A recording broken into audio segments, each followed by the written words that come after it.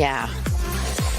All right. Good morning, everyone. Welcome to Fox 10 Talks this morning. And welcome. If you are joining us on YouTube, we'd love to hear from you. And just say hello. How you doing? Good morning to everyone. And we are talking about the heat that is nearly upon us, and also talking about the issue of hiking as well. And let's go ahead and let me open up this shot here. Hi, Danielle. Hey, girl. Nice to see you. Happy Friday. Happy Friday. Happy National Donut Day. It should be a national holiday, but I guess it is, right? Did you bring in, I'm going to go back and forth with some of these shots here. What shot is this one, Brian? This one is your single. Is my single. Okay. And welcome on in on television. If you're watching as well, number 4, I think this is our 2 shot. Potentially. Brian? Which one's the 2? The 4? They're all good. They're all good. We'll okay. use them all. We are talking this morning about hiking, in fact, and the issue of it being very hot out and kind of just being safe and aware. Yeah, because even our mornings now, Dave, as you know, you guys are out there, Captain Dave Folio with the Scottsdale Fire Department.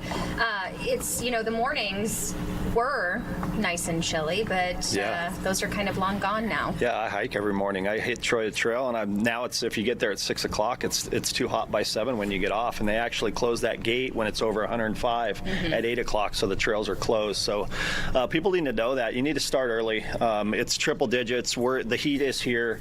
The hydration part is real. You've got to hydrate the night before, and start early and end early. That's what we're telling people, right? So we've had probably close to 27 rescues. I haven't checked the exact numbers, but 27 rescues as of to date, and those are very kind of low risk but high frequency events, or low frequency high risk events for us. I'll get it right when they happen. So just people need to wear the appropriate clothing, wear appropriate shoes, hydrate the night before, and bring plenty of water with you. I see people hitting the trail with just a bottle of water. That's not enough water, because we tell everybody when you get halfway done with your water to turn back and go back on the trailhead. So you need to bring plenty of water with you. I was pulling up some of the reports, and we were talking about, like, Mother's Day weekend. Phoenix Fire had responded to at least 3 different hikers requiring medical attention. I know you guys in Scottsdale do the exact same thing, unfortunately, on some of these trails, like the Gateway Trail. Sometimes I was hiking out there. Have you hiked that one, Danielle? No. The Gateway Trail, if you're not careful, you can end up miles off course, and if you're not watching maps, and it's real easy to get off course, and it's a pretty serious situation. When you're considering, what are some tips that you can give us? Should you maybe hike with a buddy? Yeah, absolutely, and let somebody know where you're going. And the biggest thing is have a charged cell phone, because if you get into trouble, as soon as you call 911, we can ping your phone and find your location. So the McDowell Sonoran Preserve has over 220 miles of trail system built into it, right? Close to 300 actually. And you're right, we don't close our trails kind of for that reason. Phoenix can close like 2 gates, and they close Camelback, right? Yeah. Or South Mountain, they can close some of those trails, but we don't close our trails because there's so many access points. And you're right, once you get on the gateway, you can quickly get into Tom's Thumb Trail. It'll take you over to Brown's Ranch, so it'll take you all different directions. And at each trailhead, we have the McDowell Sonoran Preserve conservancies. There's stewards that are there that'll give you a map. So get a map.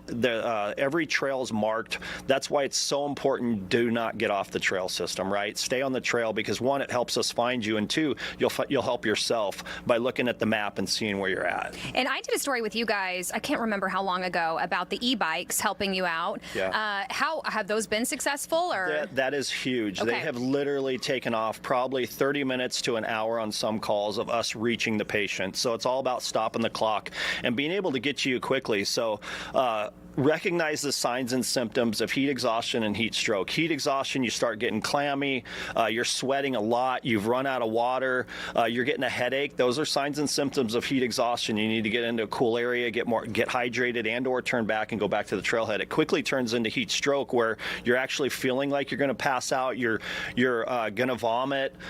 So those type of things turn into heat stroke, and those are 911 emergency. You need to call us and have us come assist you with those. But yeah, Yeah, just be responsible. What we're seeing is it's usually adult peer pressure. You have somebody show up in town and you want to go hiking with them. Well, they're used to going 5 miles when you go maybe a block. So just know your limitations when you're on the trail system. Bring plenty of water. And then once again, grab a map at each one of our trailheads. I know there's maps at the beginning of Camelback and all those too. You can take a picture of it with your phone in case you get to a certain mile marker. You can check to see where you're at. But just know your limitations. Yeah. You know, we on some trails there are bee swarms, and that do you guys see them in Scottsdale as well? We do, yeah, and you got to be familiar with. You got to be familiar with your surroundings also. You know, as I was actually on Cholla Trail the day before the bee attacks happened, and they had three of those people running down the trail. You got to give them respect, right? It's just like coming across a rattlesnake. I've come across 2 rattlesnakes in the last 3 months on the trail. Yeah. Give them the respect they deserve, right? They're just trying to cross. They're not chasing me. They don't want to eat me. They're just going to a different location. So give them the space they deserve. Same thing with the bees. Mm-hmm. They're attracted to noise, or when you start swatting at the bees, they're attracted to that because they send off whatever hormone or whatever they have, that they send off the scent that they're getting hit. So it alerts the others, and that's when the others come towards you. But give them the respect they deserve and turn back if you have to. Don't keep going up on the trail. And then also, that's part of staying on the trail system. A lot of these people get into trouble when they get off the trail system. Yeah. The snakes are not on the, they're off the trail system trying to hide from the people hiking, and then the bees are out there too. And Captain Folio, how quickly, just from your experience, if I go out, I'm fully hydrated, how quickly can I become overcome by the heat? It happens quickly because of, dietary habits. Mm-hmm. You could have a low sugar that morning. I've been out there actually, and you start feeling that dizziness, right, where you're like, oh, wait, something's not right. I need to drink more. It happens quickly. Mm-hmm. So you need to recognize the signs and symptoms. You're getting really clammy. That headache sets in. You get the dry mouth. And like I said, it quickly turns into heat stroke. So be prepared before you come out. Hydrate the night before. And bring plenty of water with you. Wear the Camelback, or bring the gallon jug of water if you have to. Good point. But bring plenty of water. I was on Cholla probably 2 weeks before the bee attack, and I hadn't hiked it in a while, mm-hmm. and it's been since they closed it down and did all the renovations on that hike. Like, I hadn't been on there for a number of years, actually. Yeah. I dropped my daughter off at Scottsdale Fashion Square to meet some friends and walk around, and I was like, what am I going to do for 2 hours? So I was like, I'm going to go try this trail. I was very, let's just say I thought it was a lot easier than it ended up being. But I ran into the bees mm-hmm. on the way down. And I remember kind of looking at one of the other hikers, and I said, so what's up with are there more up there? Is there? And he says, just don't swat at them, right? Because that was the thing. And the other thing he told me, and all the hikers are so friendly with one another up there, right? It's a good community. He says, don't wear ear pods, because then you can hear the swarm. Yeah. You'll be able to hear the buzzing. And so I think there's all these things that on the trails, like if you meet with other hikers and you talk with other people, you may actually learn something from your fellow hikers. Mm-hmm. Yeah, absolutely. I've never wear the earbuds, just because if I would have been wearing the earbuds, I would have probably not heard the snake. Yeah. Mm-hmm. Oh. So good point. The snake will feel the ground moving, and it'll feel you coming, and it'll alert you with the rattle.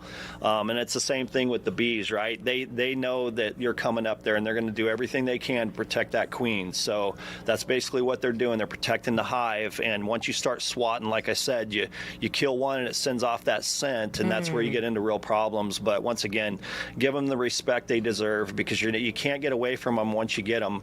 I've been out there too, where the swarm, it sounds like one of those propeller, like a drone, almost like a drone, and all of a sudden it goes over the top of you, and it's a 5 foot by 5 foot swarm of bees, and it just keeps going, and we're like, oh, thank you, Jesus. Kept going. But once again, you can't swat at them. It's really important, and turn back, go back, and go down and go up again instead of going to the top. And then be really careful if you're on these trails. Like I said, stay on the trail system. Don't get off the trail system. Let somebody know where you're going. Wear the appropriate shoes. Hydrate. Wear the sunshade, hats, whatever you can do. And start early and end early. You should be off our trail system by 10 o'clock. And once again, we don't close our trail systems, but we've done the numbers. And what we've seen is when Phoenix closes their trails, we actually get less people. So it actually benefits us, because people have the false sense that ours trails are closed podcast also.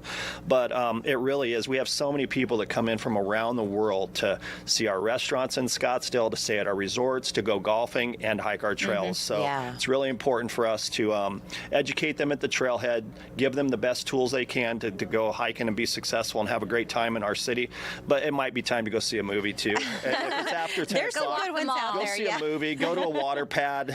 We have great resorts. Go spend money at our resorts and see a movie and stay off the trails after 10 o'clock. And what would you say to people about our four-legged friends? I see a lot of people out there with dogs, and yeah, don't do it right now. It's too hot. I tell people, if you can't take your shoes off and walk on the pavement, why are you asking your dogs to walk on the pavement? So if you're not going to go walking on that trail barefooted, why are you asking your dog to do it? And they can't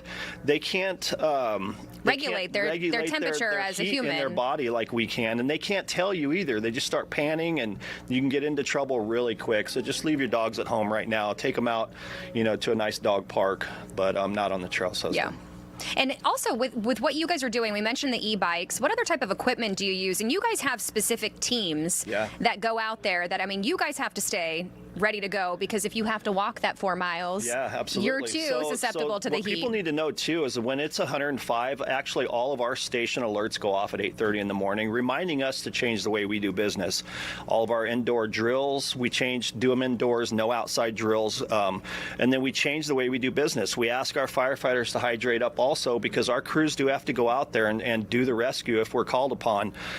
So we've got 2 technical rescue stations. We'll usually use a big wheel operation where we can put you in a basket if you're in trouble. It's got a big wheel underneath it, and several people hold the sides, and then people hold ropes to control the going up or down a steep hill. So that's one way. But ultimately, like I said, one of the lower one of the higher risk the evolutions we do is that bringing in that Firebird 10 to hoist people. So we have what's called aircraft rescue technicians that we use for that. They're ARTs. They're specialized trained. We have 2 on each team, and one of them will usually just come down and put you in some sort of suit and lift you up into the helicopter. But like I said, you're in an area where we usually can't big wheel you if we're using that. Yeah, so just be careful out there. Dave, thank you so much for your time this morning. Have a great weekend out there. Yes, thank you. Yeah, stay hydrated. Yes. Thank you. I need some water right now. Speaking of water, this is your mystery camera there, and we're going to take a quick break. This is a sneak peek. We'll have the answer at 10:30, and we'll be right back.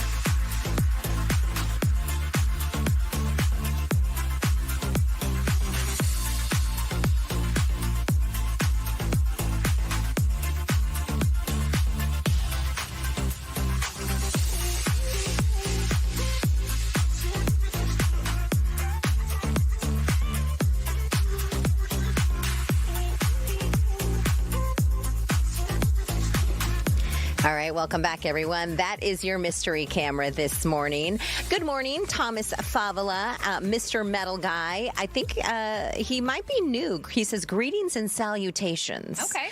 Very official. Yes, love that. Salutations, isn't that...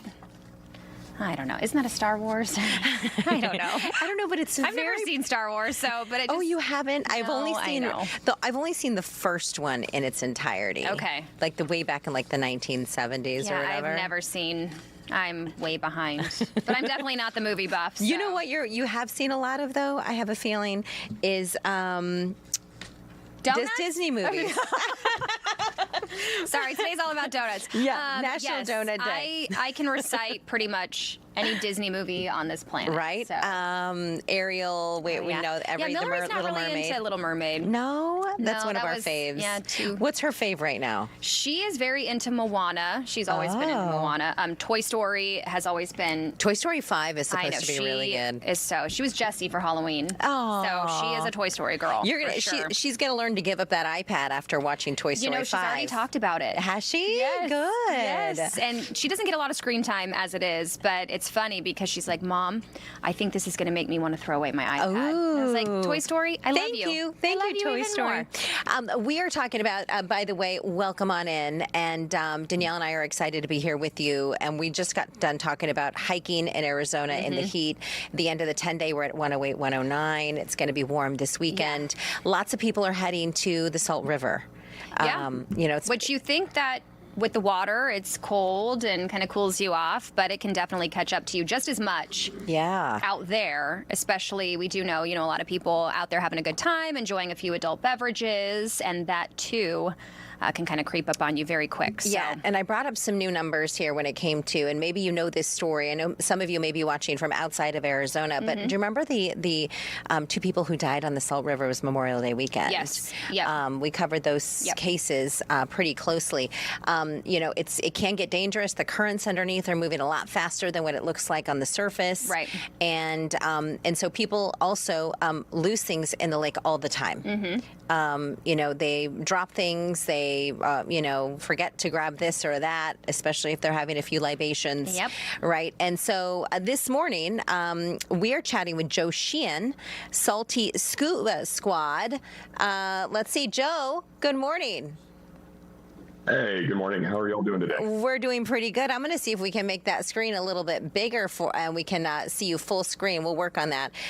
You guys actually have a pretty good time diving into the water, and you're able to collect a lot of different things. But you guys recently just posted something. You guys had a record number of what in I guess a day or two of what did you guys dig out of the Salt River?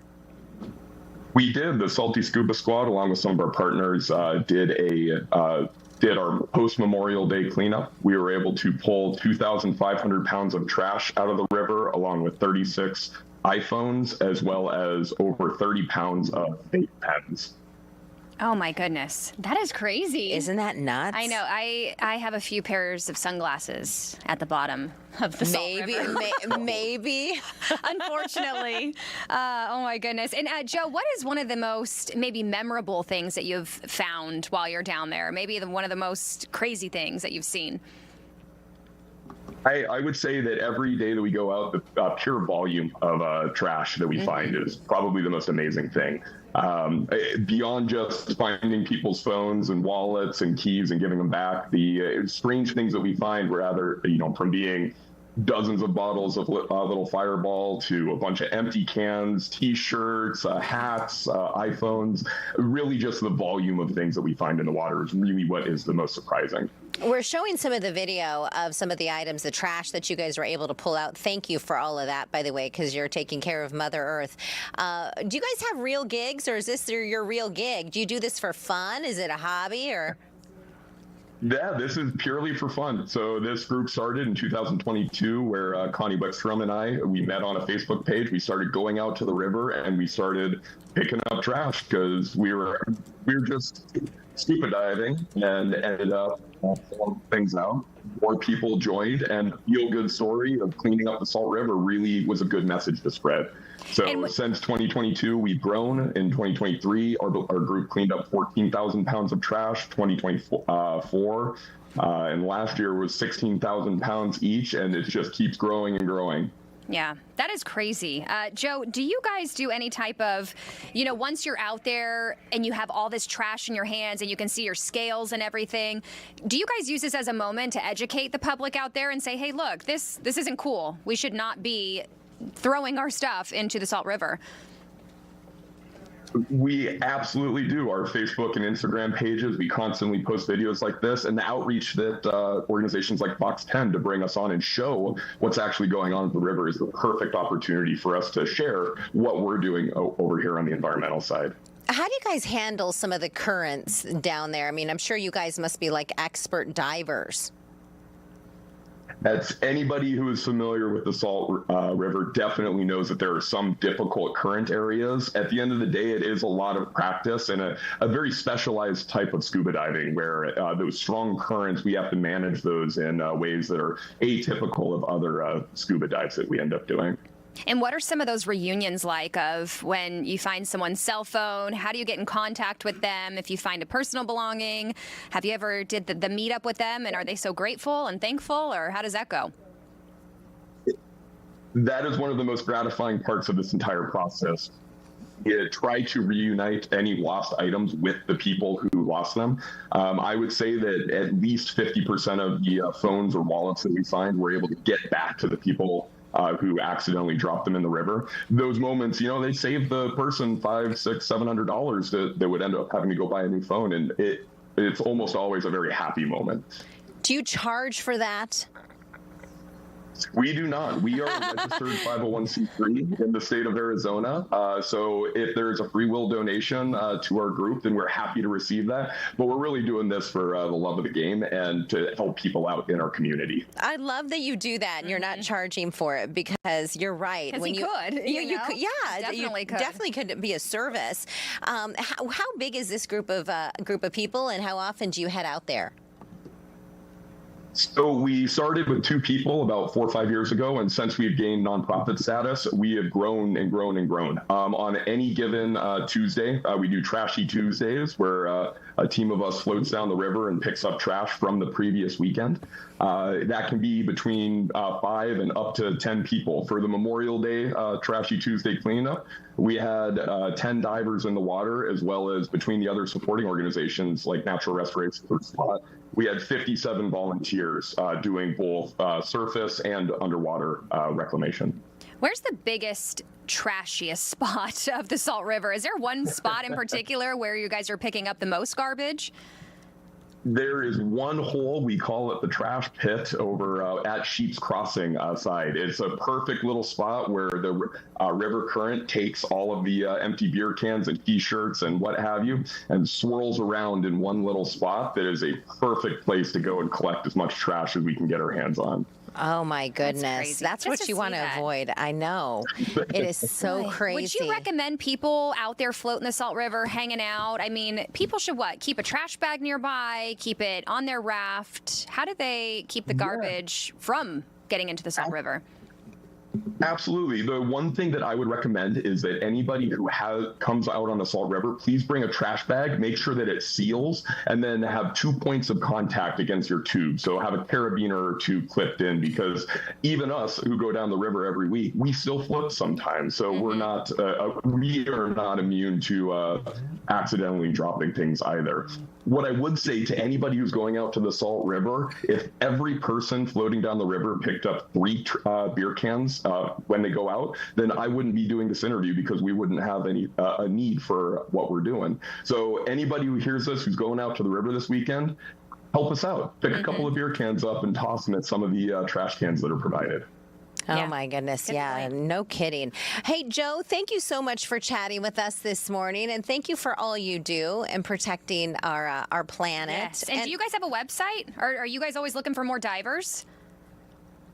We do. We are the Salty Scuba Squad. We have Facebook, Instagram, and a website that you can easily search up. Please reach out to us. We are looking for divers. We are looking for surface support paddleboarders. We bring people out all the time, especially for our bigger cleanups. So please reach out, visit the website, see what we're doing. This is a wonderful organization. I'm very proud to be a part of it. It definitely is. All Thanks, right, Joe. We'll have to do a ride along with you at some point. Wouldn't that be fun? Celeste will go down.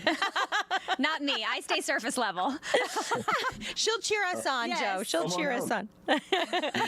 We have need for everybody. So. Oh, There you go. All right, Joe. Have a great weekend. Thank you for all you do. We'll talk soon. Thank you very much. If you don't head over to the Salt River, maybe this is something you want to head over and check out. This is a new cat cafe. These are becoming so popular. They really And are. I think they really started, I think the first couple places I saw them pop up is San Francisco, Seattle, so a lot of coffee shop type situations, but these Yeah. are becoming very popular. And you walk in, and they have kind of like those climbing ladders for cats, like all over the place. And maybe you have a cup of coffee, and there's just cats everywhere, walking all over. So it's a place where customers can chill out and meet some new furry friends who are adoptable. The company opened its first location in downtown Phoenix 4 years ago. The new spot in North Phoenix is at 43rd Avenue and Union Hills. So on average, they keep between 30 to 40 cats.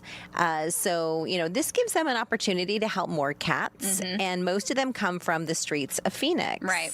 It's so cute. Yeah. So they open the doors to the kitty cats. We know many of you are dog owners. Maybe you're a cat lover as well. So, chime in and let us know. Have you ever been to one of these spots? And what do you think about this idea? There was one in the East Valley once that I had visited as well. It was on McClintock and Guadalupe. Okay. Near that Fry's grocery store, Okay. across the street from Trader Joe's. That was my hood growing up. Okay. Yeah, that part of town. Love it. Yeah, South Tempe. There you go. I think it's such a good idea. And because I'm assuming they live there, right? Like they don't go to yes. Foster's and then No. get dropped off there. They actually live in the cafe. Well, some of the cat cafes I've heard use it as a way to adopt out the cats, like a maybe. foster type situation. Emperor Ivan says the cat cafe stuff started in Japan, so Oh. then it probably briefly moved over. Let's go ahead and give you another look at that mystery camera this morning, everyone. Thank you for joining us. Throw your guesses in the chat, and Danielle will have your answer coming up after the break. We'll be right back.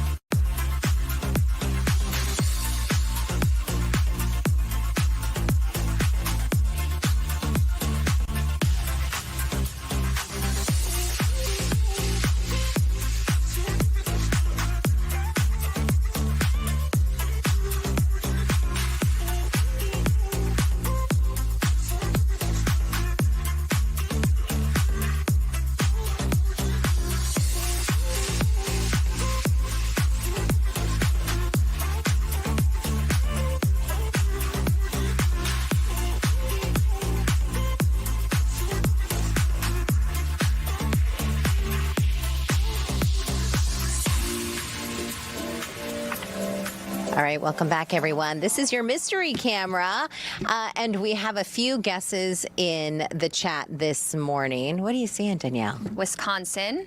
We have a Louisiana. Let's see. I think Illinois. Somebody said Illinois, Linda, or Wisconsin. Oh, I don't okay, know. Linda. I know. I'm thinking maybe somewhere coastal. Yeah. Because look at either that or it's like a Great Lake, right, you guys? Because far off in the distance, there's no end in sight. Yeah. I don't know. These are always so tough. Oh, somebody said Dubai. I said, wait, or no. Abu Dhabi. Oh, Abu Dhabi. But he put him in two different poses. I don't know if our camera goes that far, but maybe. Maybe, you never know, I guess. I'm going to go with like a Maryland. Okay. I'm going to go with I'm going to go with Maryland. somewhere in California. Oh, I don't know that's a good exactly guess. where, but somewhere maybe coastal, kind of northern, like a northern California, maybe. Like a Bay Area type of thing? Yeah. Okay. All right. We'll see. Okay, All right. am I supposed to do this now? Yeah, you go ahead and do it now. All right, here we go, guys. And Let's see Danielle if we're- has your Baba Ganoush. I think that's what Thomas Fabulous having for lunch. Detroit, Michigan. Oh, Detroit, Michigan. Okay. Detroit. Detroit. All right. Did anybody? Oh, Gilbert. Gilbert, are you new to the chat? He just guessed Michigan. Oh, there you go. Yeah. And by the way, Burger Boy 25 is in a food competition. He says he needs your votes. Oh. I think he might be in the top 10 around the country. What kind of food is it? Yeah. Well, he cooks burgers, I think. That's why he call him Burger Boy. Burger Boy. Duh, Yeah. Danielle. Sorry, guys. It's Friday. No, you have a good question, though, because maybe he cooks other things, too. I think we're going to need to do a taste test. We're trying to get him in studio, so maybe we can try his burgers. Love it. All right. Good luck and to Burger Boy on winning, and congratulations if you won as well. Paul Humphrey said North Carolina. So let's go right to this story. We were talking this morning about AI. It's kind of been all the rage when it comes to for a lot Everything, of different really. reasons. Yeah. What about an AI doctor? From managing your money to managing your health, how safe are AI doctors? A new Penn State study shows AI chatbots answer medical questions with about 76% accuracy.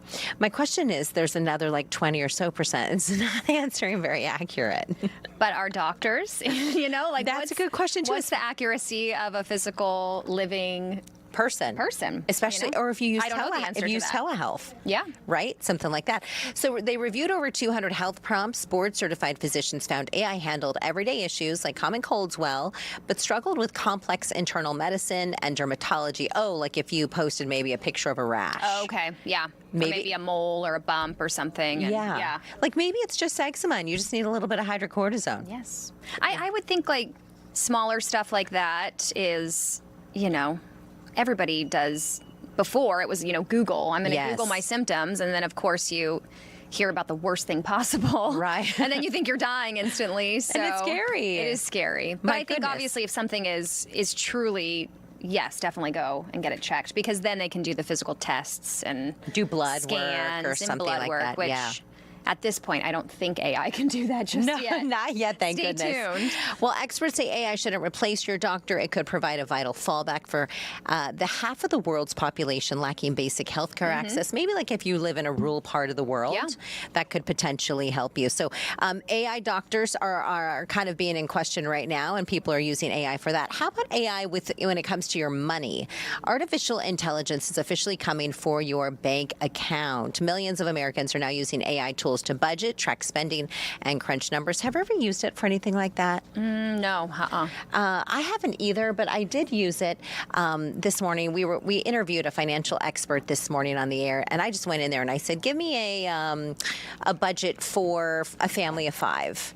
With 3 teenagers. Okay. And I didn't give them a salary, didn't give them, how many meals or cars or house or anything like that. And it just gave me a breakdown of maybe how an average salary should be divvied up. Okay. I thought it was kind of interesting, but it's not really a brilliant financial assistant. Recent studies say they throw up a massive red flag here, warning that relying blindly on AI bots can cost you tens of thousands of dollars, especially by retirement, because you could be making the wrong call. So this brings us to our poll question this morning. Would you trust artificial intelligence to manage your finances? And right now, never. 81% of you say never, keeping my financial data away from AI. The expert we spoke to today said, you should never either put in your personal information, like bank account numbers or Social anything. Security number, anything like that. Yeah. Mr. Pavoline says, I've said it once before, but I use AI to make an app to log in to, with license plates. He works on cars, by the way. He works on ACs. So he can connect with his customers. He can log in all the work that he's done, and it works great. So he uses it more of like Excel like worksheet type thing. Yep, to keep track of everything. Yeah, absolutely. Okay, let's take a look at your YouTube poll when it comes to this topic. Oh, we don't have it up yet. Okay, so there's a poll. You can scan the QR code there on TV and give us your thoughts as well in the chat. We'd love to hear from you. This brings us to our next guest, Danielle. That's right. Yes. So we are joined now by Steve Cotton. He's a financial analyst joining us this morning. Steve, good to see you again. Hi there. Glad to be with you. Yeah, thank you. Thank you. Of course, we're covering the latest when it comes to the war in Iran and how that is affecting finances, how that is affecting the economy here around the country. We have seen gas prices slowly start to drop, and I think people are pretty relieved at that. What are your thoughts now as we kind of look ahead? Do you think we're going to continue to see those drop potentially? Are they going to hang around that high for quite some time? I don't think they're going to drop as quickly as we all hope they will, because I don't think this Iranian saga is over yet. The Iranians, about the time that the Trump administration thinks they're going to settle for some sort of a deal, they renege or they change the terms and conditions. And I think that keeps the insurance carriers that underwrite the insurance for these big tankers, I think that keeps them out of the market. I think that keeps uncertainty high. And so I think we're going to continue to see yo-yo on global oil prices, and that'll affect us at the pump. And Steve, I know we focus so highly on gas prices, which, everybody has gasoline, you got to get to work. But what other things is this hurting the consumers, the Iranian war? Is it the grocery store? Is it daily products that we're buying? What is it exactly? Well, it's a great question. Oil and petroleum products are used in all kinds of things: plastics, pharmaceuticals, fertilizer. It just permeates everything in our economy almost. If you go to the store and you buy packaged food, that package was made with petroleum products. You buy drugs, you fertilize in your garden or your farm. It's not just diesel and gasoline at the pump. It permeates everything. And so there's this ripple effect. Even if oil prices were to drop sharply today or tomorrow, there'd be a lag effect, and we probably wouldn't see that the sharp drop until several weeks. Mm-hmm. I'm glad you mentioned the fertilizer, because that is having an effect on farmers, right, around middle portion of the country. Yes, it does. And that goes in the cost of food and fiber. And oil price hikes hit at fundamental levels and then ripple through the whole economy. So we are now an oil exporting nation, which is very positive. And I think you're going to see a lot of countries reassess their supply dependence on the Middle East. And I think you're going to start to see them diversify, buy more oil and gas from the United States, buy more from Venezuela, and even Guyana, which is the northern part of South America. And what can the everyday American do? If anything, Steve, save more money if it's even possible at this point? Cut down on spending? I mean, is there anything that we can do since it is such a yo-yo effect right now? Well, there are things that you can do and things you should not do. It's not good to tap into your 401k and borrow from your 401k. It's not good to run up your credit card debt, especially if you have these ridiculous penalty rates, interest rates that the credit card companies hook you into as fast as they can. One of the things you can do is be a more discerning comparison shopper. But you can also do things like consider bundling your insurance. A lot of insurance companies will give you a discount if you will put your home insurance, your car insurance, maybe an umbrella policy, all with them. So you can look at bundling. You can change insurance companies. They're very competitive. You can save a lot of money just shifting to a less costly insurance set of policies. So these are kind of things that there's no one solution. But the other thing I would do is called a checkbook inventory. Analyze your spending patterns and see if you can divide the must-have spending from the like-to-have spending and cut down on your like-to-have on non-essentials. A lot of people are doing that right now. Other thing is you can borrow from the equity in your home. Speaking of non-essentials, that is, I think, challenging these days. Before, we could just cancel the cable or cancel DirecTV or whatever it was you may have had, satellite. And now you have so many streaming channels that are streaming, companies, that it's a lot of work to take a look at everything. It is, yeah. Well, it is, but I'll give you an example in my own life. This past week, my wife and I canceled our telephone landline.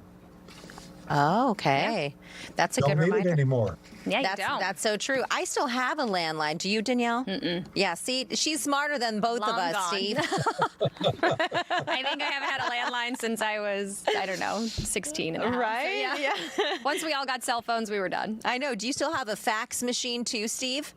Well, I do in my office, yes, and that's very old-fashioned, but all of my friends marveled when I changed from a flip phone to an iPhone years and years ago. They couldn't believe it. That's like my dad. I was like, Dad, we just cannot do the flip phone anymore. I know. It's time, Dad. Well, then you can FaceTime, right? My mom just went to an Apple phone, and she now can FaceTime us. Did she do it right? Because my dad does it now, and it's like not even his face. No, it's not. Like sometimes I'm she's like, holding Dad, it low. move the camera. Steve, go ahead, Steve. One of the things I would encourage everybody to do, there are situations where you can negotiate prices for things. Don't ever hesitate to ask for a discount. Don't ever hesitate to negotiate on a price of a service in particular. There are all kinds of things you can do, but being a discerning shopper is probably the most powerful thing you can do. And if you can switch from a more expensive product to a less expensive product, it will behoove you to do that. Thank you, Steve. It's a lot of things in combination. You've been amazing. We appreciate you. Thank you. Have a great weekend. Thank you. Glad to be on. All right, everyone. We'll see you after a quick break. We'll be right back.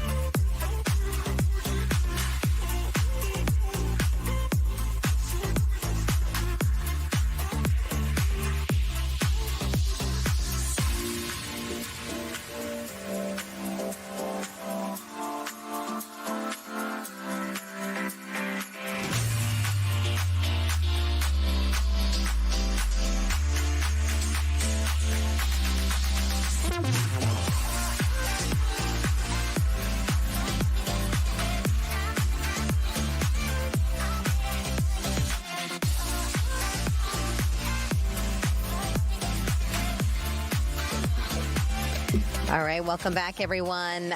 It's some beautiful spot. It's not the mystery camera, but we always like to change them up. Dean Fazzini does a great job behind the scenes and giving you a great shot there. I think Emperor Ivan said he only has a landline. He doesn't even have a cell phone. Wow. That's old school. It is old school. Good for you, though. I know. Good for you. We do have some breaking news here this morning, and let me go ahead and open up the mic. And I believe, do we have a mic 4, by the way? Okay, I think it might be. All mics are open. And let me go to a wide shot. I'm going to try to find this for us here. There it is. There we go. Musical chairs here. Musical chairs. That's all right. Yep, we have some breaking news. Yes, and this was a very crazy case, really, and very sad, devastating for the pastor. So we just found out Adam Sheehan, he is a confessed killer. He was accused of killing a New River pastor. His name is Bill Shoneman, and they just reached a plea deal in this case. So he agreed to plead guilty to 9 different counts, including first-degree murder, attempted first-degree murder, burglary, kidnapping, in exchange for life in prison. Okay, and by the way, Kylie is a producer here, one of our amazing producers here at Fox, and you've been digging into the details because this is happening as we speak. Yeah. So if you don't recall this case, like I mentioned, it was a New River pastor. Yeah. He was found dead in his home about a year ago, last April. He was put in a position to make him appear crucified. It was all part of this plan by Adam Sheehan. He was going to go around the country targeting different pastors. And Josh Colesrud is here as well, our legal eagle, as we like to call him. So we're so grateful that both of you guys came in to kind of share this. Josh, your thoughts and behind this case, of course, and it's pretty bizarre. It kind of shook the state, and I think a lot of people around the nation were talking about it as well. The facts are extraordinary, number one. And number two, the other extraordinary thing about this case was the defendant's actions after he was caught. You know, usually when somebody is on death row, they fight for their life to live, right? But that isn't the case here. Mr. Sheehan sees himself as a martyr of his religion, and he wanted to plead guilty. He wanted to plead guilty to the crimes and to the aggravating factors to get the death penalty. But that's not how it works. So in Arizona and every other state, you can't just plead guilty to the death penalty, and the judge wouldn't allow him that control over the situation.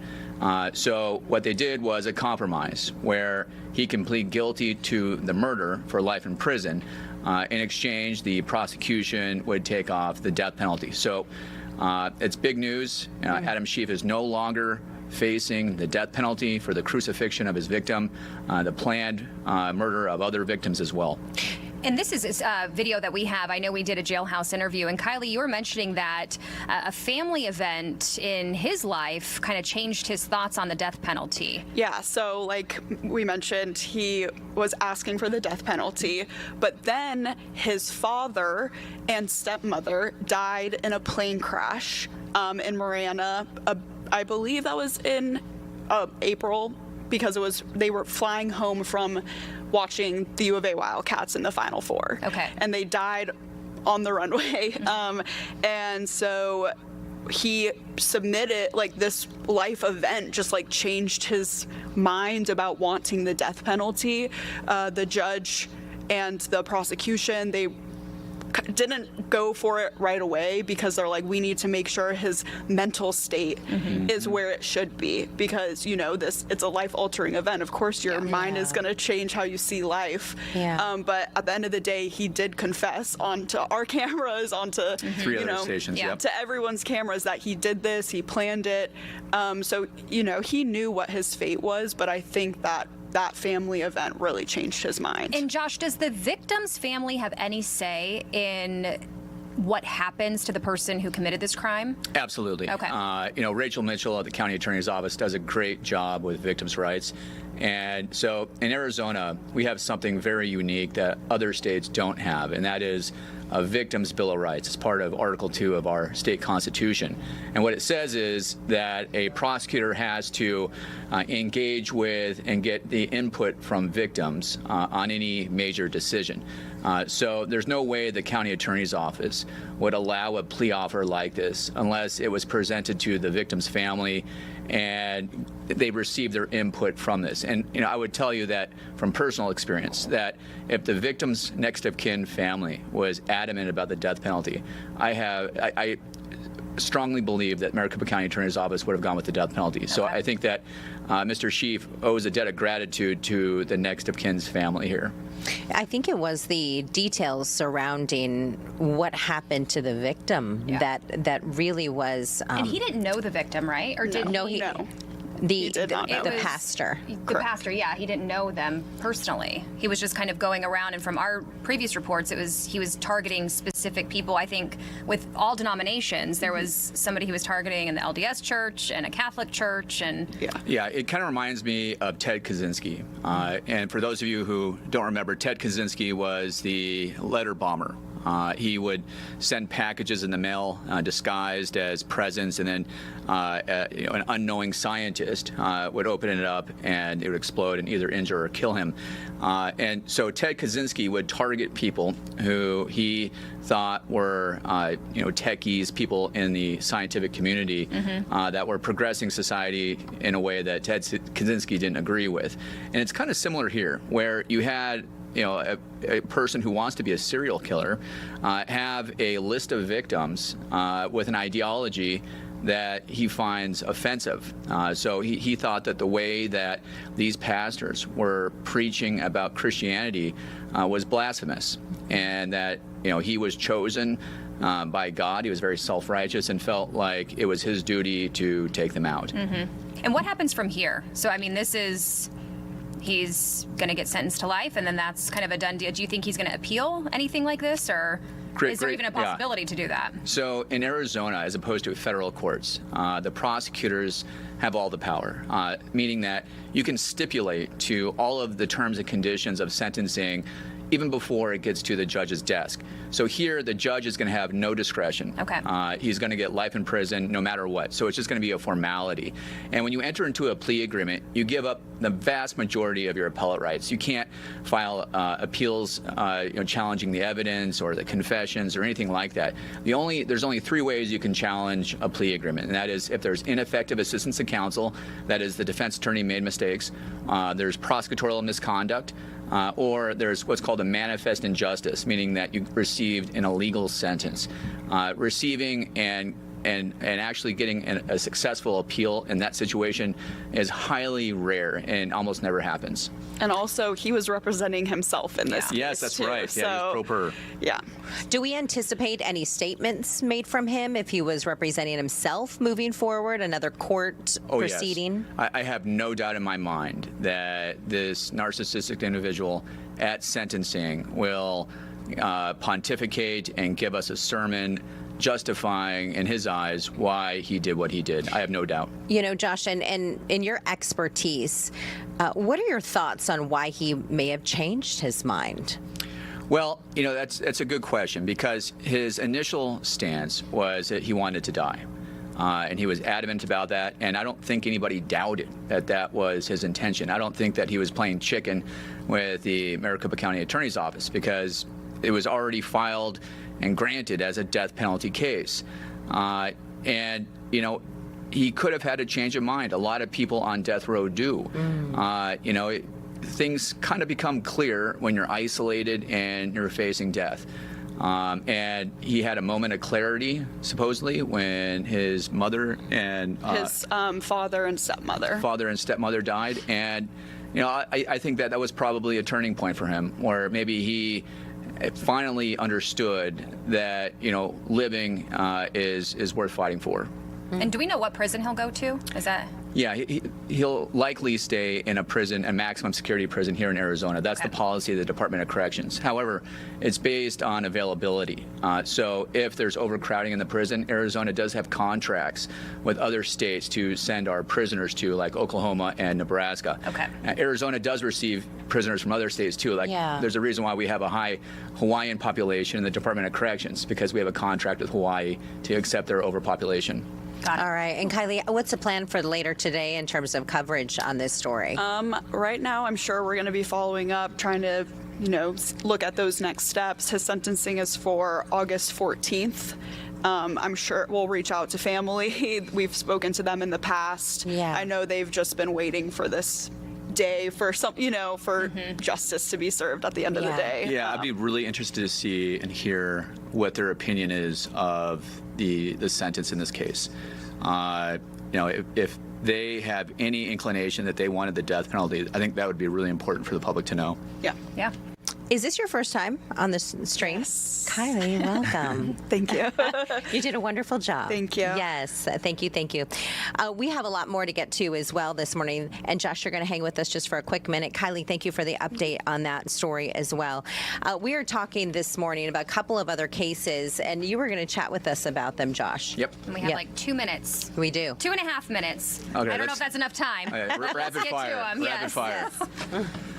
Go right ahead, Josh. Which ones are we talking about? All right, we have the ASU discrimination case, we have the cruise ship case, we have the unjustified force situation, and the squatters. Okay. Let's tackle the squatter story, because I think that is one of the, and in 45 minutes, if you can give us the details on that one. Sure. So there's a new law that was passed that allows homeowners a fast track legal situation to expel squatters on your property. So what are squatters? They're not tenants. They are people that are unlawfully present in someone's home, and those people have to have the intention of staying there permanently. Now, the law is very interesting. It goes back to the Norman Conquest of Old English law, and so King Richard II, 1381, passed these laws that said, you can't use force to make people go out of their homes anymore because too many people are dying. So they're leaving it up to the government to do that. So that's why these new laws have come into effect. Wow. Yeah, Josh, we have 30 seconds, so I think we're going to have you back. Yes, we will. We'll have to have you back, and we'll talk more about a lot of these topics. So thank you for coming in. I know we had that breaking news, and you were able to speak on that so quickly and so well. So thank you. We appreciate it, my friend. Well-known story here. All right. We have more Fox 10 Talks coming up at 11 a.m. Thank you all for watching. Danielle, thanks for joining as well. Ron will be back on Monday, and have a great weekend. Awesome.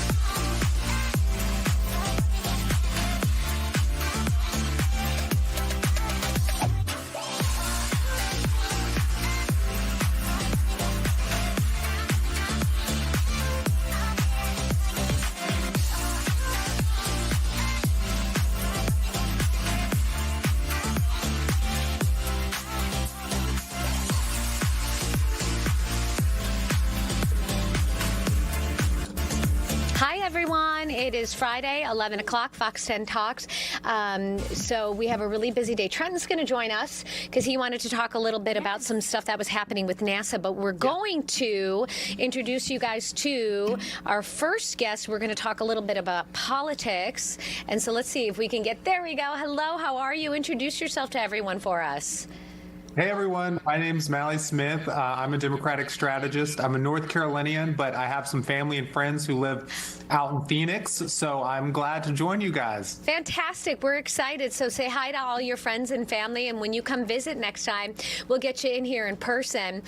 You wanted to talk a little bit about, I guess, the very latest, and there's a lot happening with all the midterms leading up to other elections. So what's going on? What's the hot topic right now? Yeah, I mean, certainly midterm season is fast approaching. We're about 6 months out from the elections, which is crazy. As someone who worked the last presidential election, it's insane how quickly these come about. Yeah. But I think Democrats are in a good spot to potentially pick up the House and maybe pick up the Senate. I think Democrats have done a good job of focusing on the issues that Americans care about right now, which is affordability, with inflation rising, especially with rising energy prices because of the Iran war and tariffs. We are in a good spot to talk about how President Trump has made the economy worse. But I think that we've got to, land the plane, because 6 months is an eternity in politics, and we need to continue to hammer home that message and also talk about what Democrats will do differently to try to improve the lives of Americans. I want to switch gears a little bit and talk about, I know one of the biggest, from Texas to California, redistricting, accused of gerrymandering has been a huge topic. And you said you're in North Carolina, is that correct? Right now I'm in D.C., but I split time between D.C. and North Carolina, and I'm a North Carolinian. Yep. Well, in terms of North Carolina, how do you motivate voters there who may feel like their vote doesn't hold a big voice there or have much weight there? Yeah. Well, let me say this generally about redistricting. We're kind of in a redistricting tailspin where each party responds to the other party's moves, and it gets progressively worse. So you have, Republicans redistricting mid-cycle, then Democrats respond, and then Republicans are going to respond. And it's really bad because we're going to get to a point where essentially everyone's in safe districts and your vote doesn't really matter, and we're going to have 2 congressional races that decide the House, which is not something we want to be at. But I think the good thing about being in North Carolina is we're a swing state, so we have usually competitive races at the top of the ballot. So you have a competitive race for the Senate with Governor Cooper, who's running there, and we have, I would essentially say, one House race that's competitive, but we need to be a country where essentially your vote doesn't really matter if you live in a certain district or state. It needs to be more responsive to actual political swings. I want to ask you, too, this morning, I think we're all watching what's going on in California. We thought that, obviously, that was going to be a sure win for the Democrats in the gubernatorial race. And we know that it takes some time to get those results in, that there's still quite a ways to go until all of those votes are cast. But I think we were all a little surprised to see that the Republican in the governor's race, Steve Hilton, was doing a little better. Can you talk about that race? I know that it's a little bit of a split there between the other 2 top Democrats. Yeah, and I think what we could see is that change. There's still a slight possibility as the votes come in that Steve Hilton, the Republican, drops out of the top 2. So if folks see that, they shouldn't be too surprised, because the remaining ballots to be counted are heavily Democratic. And that's because Democrats held on to their ballots longer because they had so many choices for governor, and they just took their time to decide. And then with the California system, you can mail your vote on election day. So all of that has really created this environment where we could see Steyer become the second person. But with all that being said, California needs to fix its election process, because we can't have it where it takes 2 to 3 weeks to get election results. It doesn't inspire confidence at all. And then just more generally on the politics of this, I feel like Becerra basically was the last man standing. No Democrat really caught fire. It was just that a lot kind of got eliminated because of scandal or because they just didn't catch on. So it wasn't an incredibly inspiring race on the Democratic side. Well, and just to focus in a little more with the LA mayor's race, I think there was unexpected candidate, obviously, with Spencer Pratt, his reality TV career, where LA mayor's race, like, why would the country be paying attention to that? But in the runoff with him, or not the runoff, excuse me, but the run-up to election, the primary election with Spencer Pratt, Karen Bass, where we saw a surge, at least, with this virality of the videos he was making. It seemed like that, trying to connect to the average person who lost their home, the Palisades fire, the Eaton fire, that really resonated with folks, this accountability part. We're going to see a lot more of that, at least coming up with the national election, the midterms coming up in November, where Democrats are trying to get that message to everyday folks. We understand your pain. We hear you. Yeah. I mean, what Spencer Pratt's really shown is that you can really catch on now without, being a traditional politician and having, gobs of money. You can do it by being compelling in the creator economy, by essentially having, interesting videos, using AI, and just using tools that weren't available previously to get your message to voters. And that's something, I really stress to Democratic candidates, which is don't think about, when it comes to communicating to voters, just traditional TV, though we love TV, as I say this on a TV station. Don't think about just traditional TV and traditional radio. Think about ways you can break through, whether that's on social media by creating compelling short form videos or talking to creators, social media creators who have followings that can be really quite large, especially if they're a local creator and all of their followers are in that state or in the community you're running. You'll reach people that might not even be following politics as much, so they haven't decided what candidate they want to support, and you can really break through. Just off that, I think of Kamala's campaign. Obviously, it didn't work out in her favor, but it was so big on TikTok and going off of Charlie's album, and she talked to Call Her Daddy. But even prior to that, though, that's where Trump really won big the first time, because he took to Twitter before any other. Right. And he really was that first candidate who took to social media. So, Malbert, thank you so much for joining us. We so appreciate it. We'll have you back next time you're in town. Thank you. Thank you, guys. All right. Okay, we did have a little bit of breaking news from NASA, Trenton, earlier this morning. So what exactly is going on, and what is it? Well, the alert came out about 3 hours ago now in the International Space Station. We did have some feeds up, but NASA just took those down. A lot happening on the Russian side, where there was a leak that was discovered in part of their laboratory for testing, and that prompted 4 astronauts who were with the SpaceX mission, the Dragon capsule, and then also another U.S. astronaut that's up there, to leave the actual International Space Station, go to the Dragon capsule, that's the escape vehicle, to get back home, to be, fully ready in case there's repairs went sideways and the leak got bigger and they got into a really dangerous situation. Might be a silly question. Do we know how big? I'm sure we can Google it. How big the International Space Station is, and is it? We have the Russian side, the U.S. side. Is it shared? Right. Obviously, they're concerned that that leak is going to impact the U.S. side. Yeah, I think it's larger than we all think, and especially we're talking about a platform that's been up there for decades, where it's just modular, and they kept building it. There was talks of decommissioning it in the past few years, but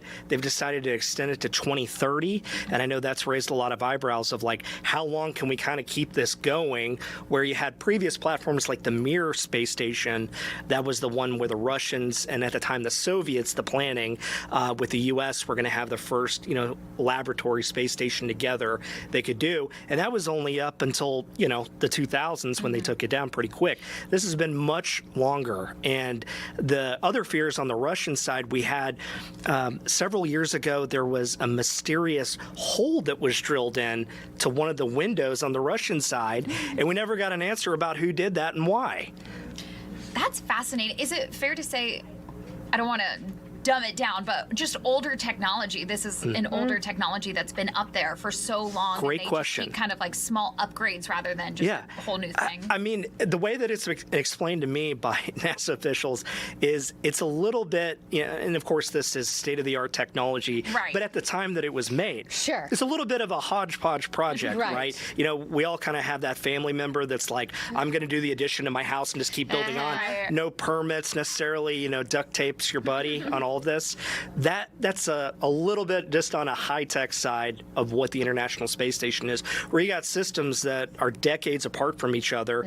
They're all working. Now, of course, they know which systems are critical, that they want to keep those up to date and repaired, but still, it's a lot of effort to get parts up there, let alone modules. So they were told to get into their suits, Full suit. Okay, get get ready in. for these Yeah. capsules. Now, but that's it's not clear. that's not super unusual on the International Space Station, where you could have like solar flare, space debris, something of that nature that causes you to go in. But for sure on this one, they were suited up, ready to go, and then they decided, well, they're going to stop the repair for now, wait for later.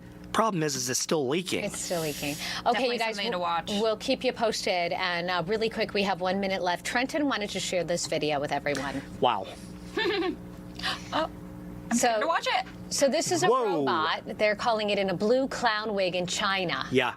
Chinese event that was happening. This robot goes and kicks a kid. Oh my Right in the chest. goodness. Boom. It looks like Awful. it's doing a demo Right. of what the robot was programmed to do. Yes, and it kind of appears that, the kid might have been a little bit outside of the area, but there's no barrier saying, hey, kid, don't stand here. You're going to get kicked in the I almost chest. feel like all the kids should be Right. Moved back a little bit, yeah. Clearly, this wasn't part of the program. Wow. robot Yeah. gone wrong. My goodness. We're Wow. saying we were like, Is this what we're in for, folks? yeah. That's the thing. I mean, how close are we away from something a little more It is sinister scary, happening? Yeah. One Hopefully kick. the kid's okay. As far as we know, I don't yes. know. He went down. Not a lot of info He in went China. down. Yeah. Thank you. Have a great weekend. We'll be back in 2.5, guys.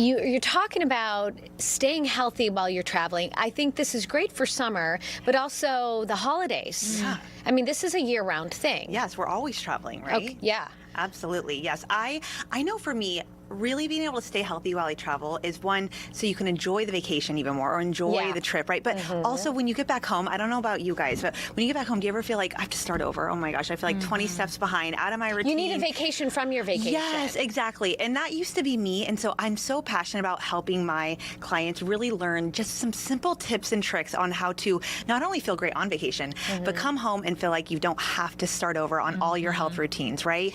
I see what you mean, like taking all your vitamins. Yes. I mean, I don't know about you, but I have a lot of different supplements that I take because you try to be as healthy as possible. Yeah. And it is hard to pack all that, especially like in a carry-on. Oh my gosh, you should see like me 3 years ago even. I would have like almost my own suitcase of like 1 million vitamins. Oh, we have our robot. Sorry, guys. I was trying to put up some travel video. That's okay. Let's do 3-shot. No, I do think about that. Even when I was interviewing for this job, I think I got right off the plane straight to here. It was 4 a.m. Like I was putting eye patches on, like at the plane. Yes. So you really do want to take care of yourself and hydrate and all those things. Oh my gosh, yes. I have like a 5-step system now that like it is turnkey, tried and true, where not only am I prepping my body to go on vacation to feel great, I feel great on vacation, and then I come home and I'm back onto the races feeling so good. Step number 1. Step number 1. Okay, so prior to travel, you want to make sure your body is hyper hydrated and fueled, right? So I am like in the morning, I am getting hydrogen water in, minerals in my water. I'm doing a little bit of red light therapy to activate ATP in my cells, because when you're traveling, you're at high altitudes, when you're in different circadian rhythms, right? You're in different time zones. That can cause some inflammation. That can cause a little bit of stress in the body. So can the flight, right? totally, Or a the long altitude. drive. Yes, the long drive, you're stagnant, circulation. So I like lots of minerals, lots of hydration, a good protein, fiber forward diet. And then number 2, I like to replicate my health routine at home as much as possible on vacation. So I'm setting that intention of like, what can I replicate best as possible while I'm gone? So for me, I was going to say, I know this is silly, but when I book a hotel, I look for a hotel with a fitness center. Yes. I won't stay You in a wanna move your hotel body. without a fitness center. you need to move your body. You need to do as much as you can as possible on vacation that you do at home, just to keep those rhythms going. The body loves routine. It loves the same system in place, right? So what I like to do is I will bring my vitamins, and no longer am I packing a separate suitcase of supplements. I now bring the patch method. These are transdermal vitamins, so easy to travel with. They're more bioavailable than your traditional supplements. So what does transdermal mean? Transdermal means it is entering the body into the bloodstream through the skin. So it bypasses your gut and your liver, so they are more bioavailable than your traditional supplements that you would swallow that have to be broken down by the liver. So and this the gut. is what you created, Yes. just really out of necessity and experience. Totally. People who don't what want you to were looking for, people don't want to do Yeah. those injections, so they can do something like this. So you created like this travel pack. This is new. Exactly, yes. So when I noticed clients I was working with taking literally a mortgage payment of supplements, but their labs were actually showing deficiency is in the vitamins that they were taking, I knew there was an absorption problem, and there's like a pill fatigue situation going on, right? It's like we're tired of taking all the pills, and do we even feel different? So transdermal is just a different way to kind of biohack the vitamins into your body. Think like a nicotine patch or hormone patches or estrogen creams, magnesium gel, same mechanism, but we're doing it with vitamins. When I was looking for this alternative to support my clients, I didn't really see what I loved on the market, so I went to find a formulator that specializes in transdermal and then a manufacturer that specializes in oil. Then we created the patch method, and the travel pack is a fun one that we just launched this summer. I just throw it in and go. It has everything you need to literally support your immune system, your energy systems, your stress, because sometimes, when you travel, have you ever travel and the first night you don't sleep good? Yeah. Right? Never. Yes. And it's literally because your body is on fight or flight, because it's like, I don't know where I'm at, so I need to stay a little bit awake in case something crazy happens in the middle of the night. So the cortisol fix, literally we have Aura Ring data on this, where it drops your body into a more restful state. I kid you not, when I put that on at night, I sleep like a rock. So I may need one. yes, I got you, girl. So this has immunity, energy, detox, cortisol. Yeah. Can you put multiple on one time, or do you just do one at a time? You can totally patch stack, we call it. So the only hard rules would be you don't want to put energy on at night, right? Yeah, right. Common sense. But I love metabolism and energy in the morning. The immunity for sure when I'm traveling, or if I've been exposed, I'll put those on my lymph nodes, and then at night cortisol and detox, because those are going to support lymphatic drainage. All of that stuff that you're exposed to while you're traveling and stuff is going want to be nice and So supported. whether you're doing patches or you're doing your vitamins, great tips. What's your next one? I think we're on 4. Yep. Okay. So then I like to just make sure when I'm enjoying my vacation, I'm with my friends and family, or maybe it's for work, I am staying consistent with protein first, fiber, and healthy fats. So when you go out to eat, I never feel like I need to like count calories or worry about that. I want to enjoy the experience, enjoy the cuisine, but I'm definitely focused on protein, healthy fats, and fiber before I have those sweets, treats, or maybe, margarita or whatever it might be. So just like staying intentional of like, how do I want to feel when I get home, and just keeping it simple: protein, healthy fats, fiber, and then exercise, like you mentioned. Move your body. You find a place that has a gym, go on a walk, right? Like, it doesn't need to be complicated, but move your body while you're on vacation. You'll keep that energy up. You'll feel great. And again, you won't get home and be like, okay, now I have to start over. Yeah. Go back to the gym. And that's what I try to do too, like get up early because our schedules are so wonky, get to the gym. Even just walking in a new city and exploring, I think also you're moving your body, and it counts as well. Before you leave, you also created, and we've been talking about this too, these new peptides that everyone's doing, and one of them is copper, GHKCU is what it's called, but it's an injection. But you created a patch for that then. Yes, so peptides are definitely having a moment. Do you guys feel that? Like, Why- it's like yeah. everyone's I kinda see like it everywhere. I know. Why is that? Okay, it's because that, as we are evolving, we are able to get more access to different modalities to kind of biohack our body back to their youthful state. So peptides are a great modality for that, and we're starting to learn more. So there's more buzz, right? So the GHKCU is renowned in the beauty industry for hair regrowth, collagen production, like just a whole hair, skin, and nails. So the great thing is that there are a few peptides that can be small enough to be absorbed transdermally. So for those who don't want to do the needles, we did create the Glow Up patch, which has the GHKCU in it. It is incredible for, again, the collagen production, hair follicle regrowth, so thicker hair and faster hair growth. Glass skin. Glass skin, we love that. I have been personally using this now for about 7 weeks, and I think there is so much to be said about transdermal GHKCU. I actually did a whole podcast on it. I have the Biohack Method podcast, so if people want to deep dive into it, you can go there. I had a few pharmacists on there. We really got crazy and fun with the topic. But yeah, that's one of our newest launches. These are all such great tips, but how do you actually, in real life, implement and then stay on track? Yes, that's such a great question. So whenever you're wanting to create a new habit, right, you just have to create a system first before your body can memorize it. It's always going to take a little bit of effort at first, and the brain hates effort. So you just need to be committed to this is going to require some effort and change in my routine. And the best way to do that is to keep it visible. So for me, my patches are in my face next to my fridge. So when I'm making my coffee in the morning, it's right there. You just need to make it visual, so you remember to do it. And then after a month, it's just like autopilot. It's like drinking water. It's like brushing your teeth. You're just used to it. Habit. Right. Habit. Yep. Awesome. How do people find you? Oh my gosh, yeah. So you can go to Instagram, the.patchmethod.com. You can learn all about our patches online, patchmethod.com as well. And then Instagram, Lindsay Burwell Wellness. And you have all your tips on there too, which are so great. And the podcast is really great too. Yeah, it is. Yeah. Thank you very much. Big fan. Appreciate it. This is so great for summer, especially. Yeah. So fun. Stay healthy. Yeah, stay healthy. Okay, guys, we have one more fun thing that we want to talk about. Fan Fusion is happening this weekend. All I know is Heather Locklear from Melrose Place is going to be in town, and I am a huge fangirl of Heather Locklear. I'm a huge fangirl of Heather. Yeah, right? Yeah, John Cena's going to be here. Who Gilmore else? Girls are going to be here. Not the girls, but we have Luke. So if you're a big Luke fan, we have Sean. Luke is great. Here. Luke is awesome. Yeah. This is Brandon. Yes. Yes. Yeah, sorry. If my shirt doesn't announce me itself. Do they give out those shirts? Where'd you get No, the you shirt? actually have to pay a pretty penny for these because they're so pretty. They're cool. They're cool. They are cool. What is Fan Fusion all about? It's about the community, really. Last year we had 140,000 people show up. It's crazy. Yeah, it blew us. Our estimations were 50,000 less. It blew us away. And that just goes to show you how amazing the Phoenix community is. But it's about pop culture. It's about manga. It's about Pokemon cards. That's big again. It's about wrestling now. Obviously, we have John Cena, but we have a big wrestling event that happens. It's about really anything nerdy, pop culture, relevant. It's got something for everyone. And people relate it to Comic-Con, right? Yes, but we don't use that term. But we don't use that. We don't use that term anymore. Scratch but it out. It's there are comics, believe it or not, but we also have comic book artists. We have authors from some of your favorite books. We have voice actors from some of these really cool shows that the kids like these days. Even some adults, Something for everyone. Yeah, really. literally. Yeah. Do you have to go in costume?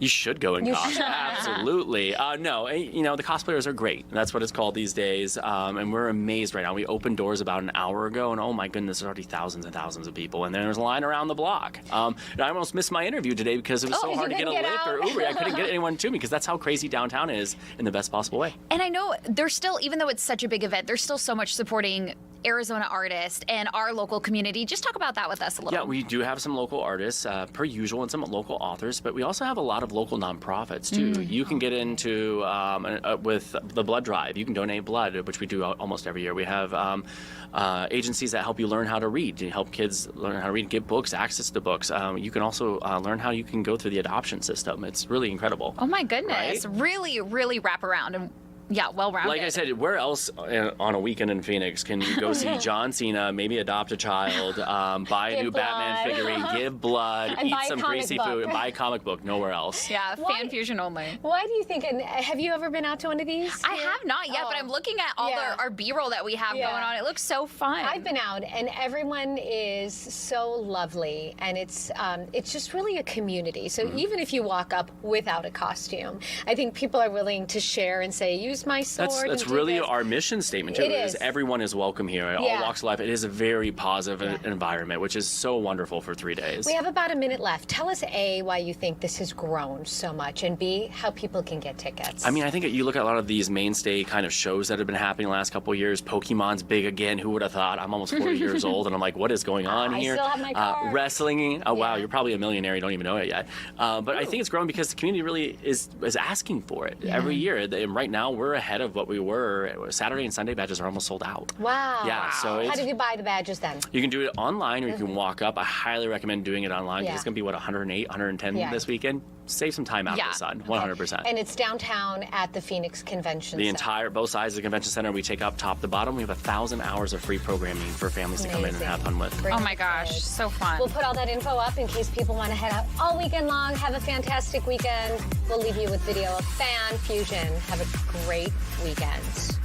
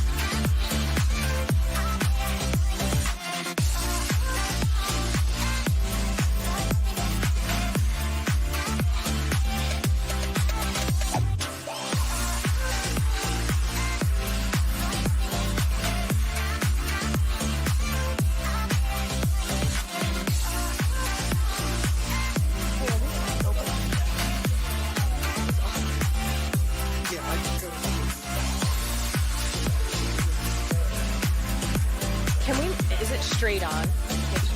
Well, okay.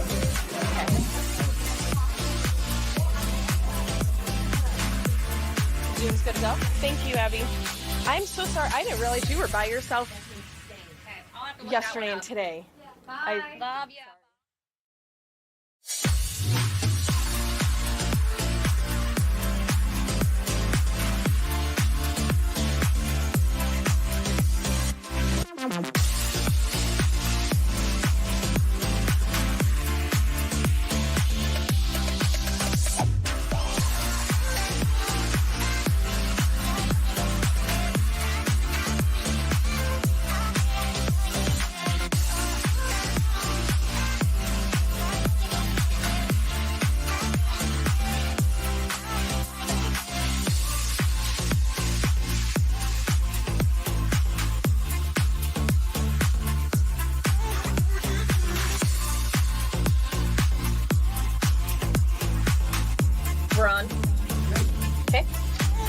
Okay, give me 1 second. Ready, Danielle? I'm ready.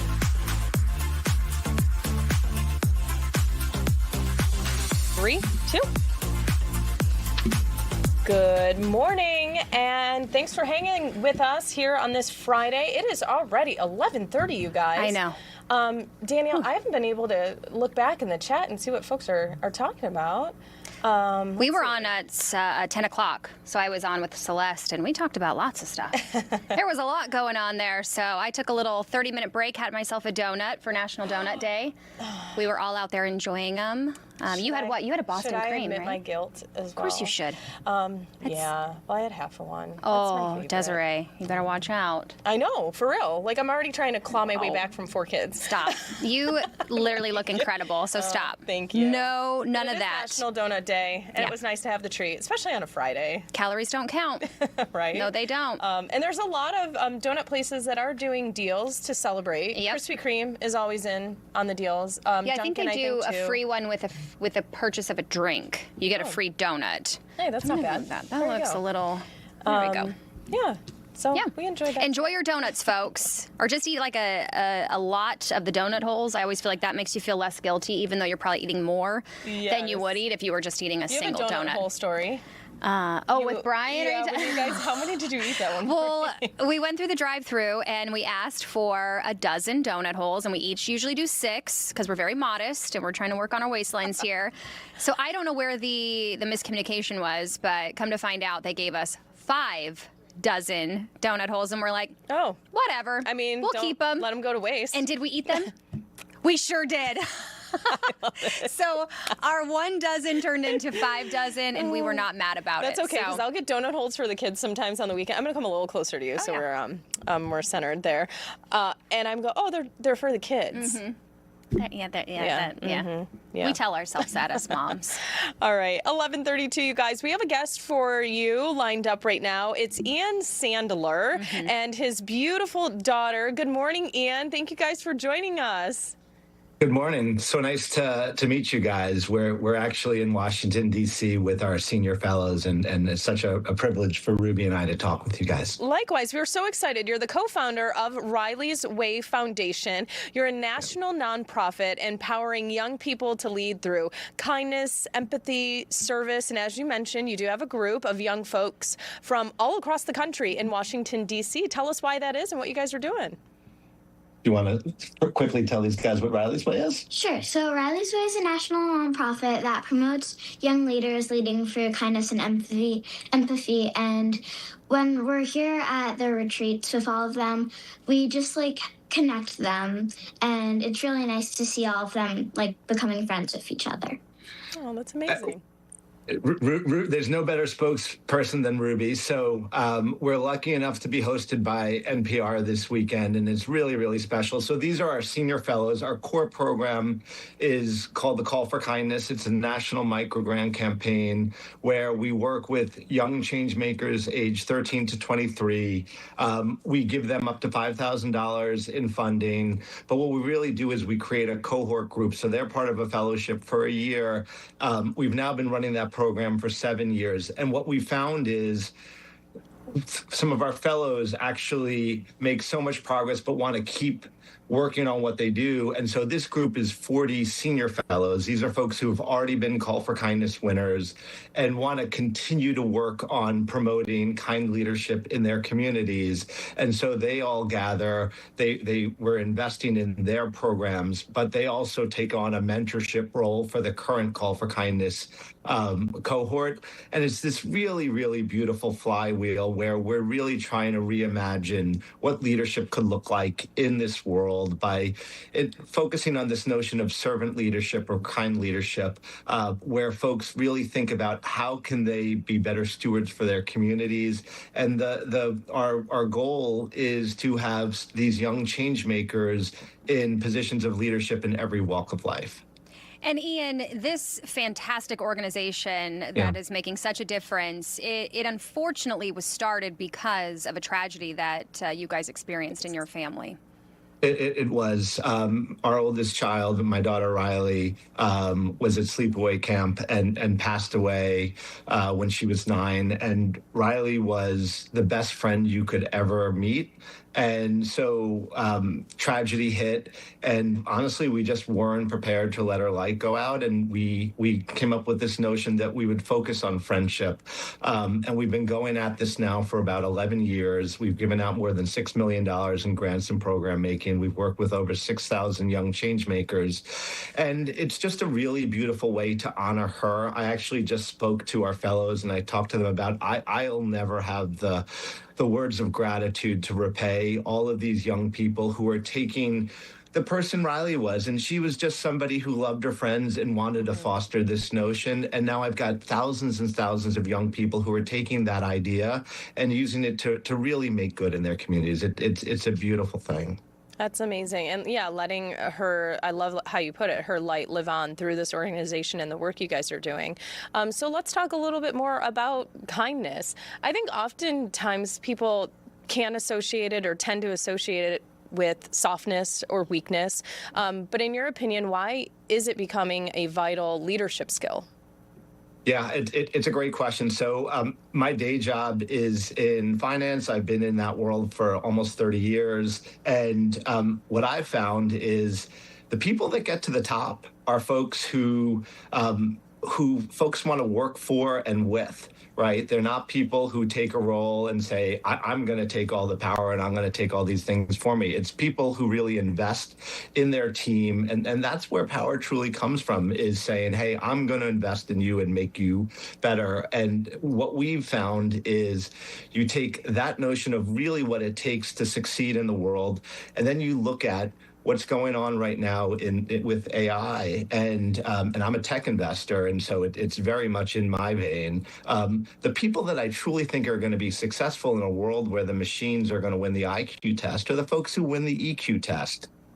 So you really have this incredible opportunity now with young people to foster these skills. And when I go talk to folks in the corporate environment, I say, you're going to want to partner with these young people because they are your future leaders.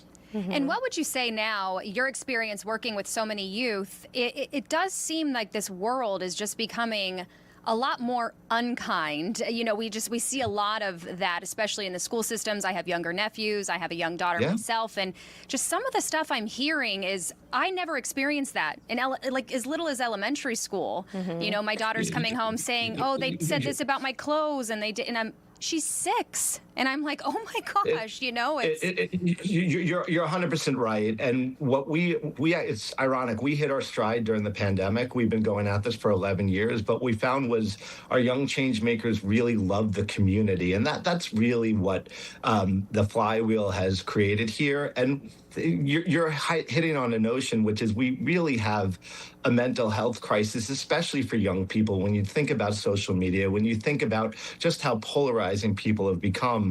And so our work is right now we're saying no to 9 out of 10 young people who want to be part of our programs. We're really leading a big push to get that to completely be flipped, and we can say yes to 9 or 10 out of 10, because what we're creating is a community that really does combat that. And it's not from folks like myself teaching. It's really just putting young people together and saying, oh my gosh, you're focused on climate, or you're focused on insecurity. You're doing that in Alabama and you're doing that in Arizona. We've watched such beautiful friendships and connections happen through our world. Some of our young people end up rooming with each other at college. They become lifelong friends. Wow. But they lean on this network and they give back to it. That's really what our senior fellows here are. They're folks who are saying, we care so much about this. We want to keep doing this, and we want to figure out how to grow that flywheel. And in the result, they're actually becoming the leaders we need the world to be. So you're absolutely right. There's kind of a meanness epidemic out here, and we think our work is one small part of trying to make a change. And someone made a good point in our chat, Little Philosophy. We have a live chat so folks can comment and follow along. Amazing. And Little Philosophy says social media puts a lot of pressure on too. I mean, absolutely. That's changed the landscape dramatically. We didn't even have that in school. Not that young. But Ruby, we have children about your age. Tell us how old you are, and what do you teach your friends about kindness, or how do you try to be an example of someone who is kind? So I'm 10, and I always just try to, when I make friends and my friends, like, say, even at, like, my birthday party or something, I connect them because 2 voices are always stronger than 1 when you know the right thing. And when I'm, like, online or something, I just, like, try to teach my friends also, like, don't take what they say online seriously because people are so mean out there. And ironically, Riley's Way uses like social media to promote kindness, and I think that's the type of internet we should want. So it's a great start. Oh, that is amazing. You guys are both amazing. And do we have a website, an Instagram page? How do we follow along with you? And is there an Arizona chapter? I was going to follow up. I was going to ask people in Arizona that want to get connected with you. RileysWay.org. So you can see on my shirt, there's no just straight through. We're on all of the social platforms. We have 11 full-time staff. They're each amazing humans. And we're national. We touched, I think, 46 out of the 50 states with our programs. We're really looking for young change makers who just want to take this notion and bring it back to their community. Come reach out to us. If you are an adult and you know young people who you think this would be interesting to, just send them our way. All right. Amazing. Love Thank that. you guys. And wait, you shouted out that you're on social. So drop your handle for us, Instagram or whatever it may be, so folks can follow along there as well. Yeah, everything's just Riley's Way. Riley's Way. Super Okay. easy. Okay. You can Easy find us enough. on Insta. You can find us on TikTok. My team's got You're everywhere. They're platforms. I'm too old to even know what they all are, guys. But Ruby knows, and I'm sure you do. And on behalf of both of us, thank you so much for taking time and letting us talk a little bit about our organization. It really means a lot to us. Yeah. Thank you guys. Appreciate it. Appreciate it. Have Bye. a great Have a day, you great guys. day. Have a good Great trip. What an amazing organization, Very family. cool. Ruby, wow, what an impressive little girl there. 10 years old. Yeah. All right. This is our mystery cam for today. Ooh, This is a good one. that's really pretty. I Get love your that. guesses in.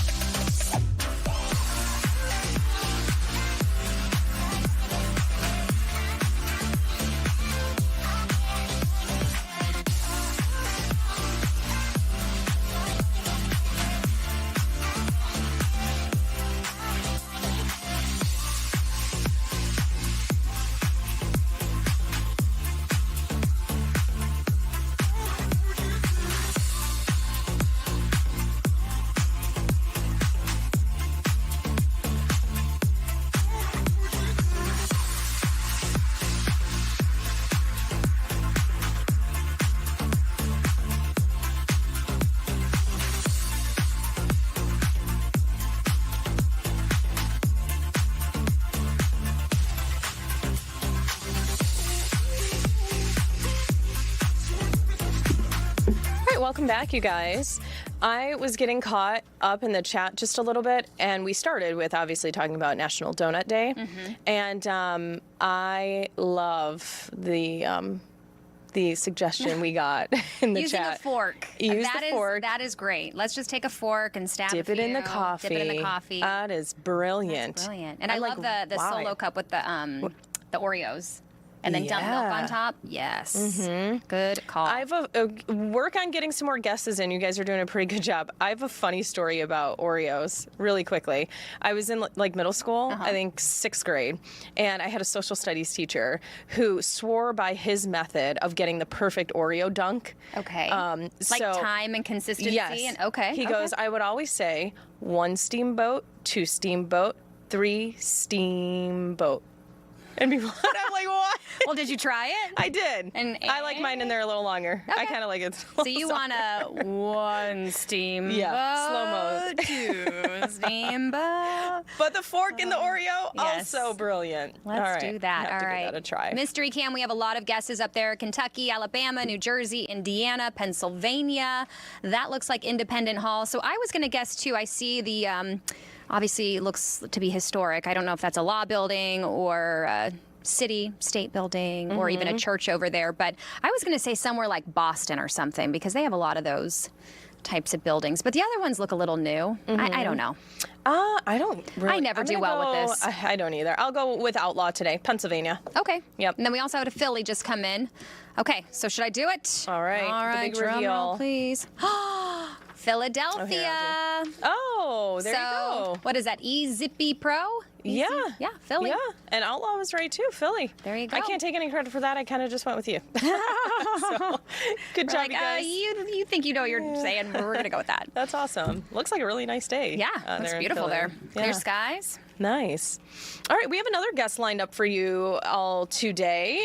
Nick Bloom, he's a professor of economics at Stanford University, and we're going to rope him in here in just a second. First, we're going to talk about the jobs report that came out this morning. So overall, the U.S. economy, it shows, added about 172,000 jobs in May. That did beat the expectations of experts out there, and it shows that the U.S. labor market is still managing to hold up against high energy costs we're all facing right now and deep international political tensions, as we know. But the unemployment rate. Yeah. I heard this was just like a radio program that I was listening to, and they were talking about a lot of the jobs reports. There's a lot of small businesses popping up that are, causing a lot of the job growth as well, because these little small businesses are so many that are popping up here and there and everywhere. And, so a lot of people are being employed that way. And, some people are having 2 jobs, 3 jobs, which is that a good thing or a bad thing? Depending on the way you look at it, it could be a good thing, but also could be a bad thing that people are just not making enough at one job to where they need to, get a second or third job just to make ends meet. So. Yeah, it's definitely an interesting landscape. That unemployment rate, though, even with the addition of that many new jobs, apparently the unemployment rate still remained at about 4.3% there in May. So now we're going to say hello to Nick. Hi, Nick. Thanks for joining us this morning. We appreciate your time. Hey, thanks for having me on. I'm still trying to get my mind off Oreos and donuts. So, I know. Sorry. we tend to do that here. We talk a lot about food. We like food. Yes, especially I'm donuts. hungry. It's lunchtime here, so. Yeah, and where are you? I'm in California. I'm actually in my office, but my office is a bit of a mess. Hence, I'm standing against a white wall. Okay. It's a clean background. Yeah. There you go. It works. Yep. We Take a win where you got it.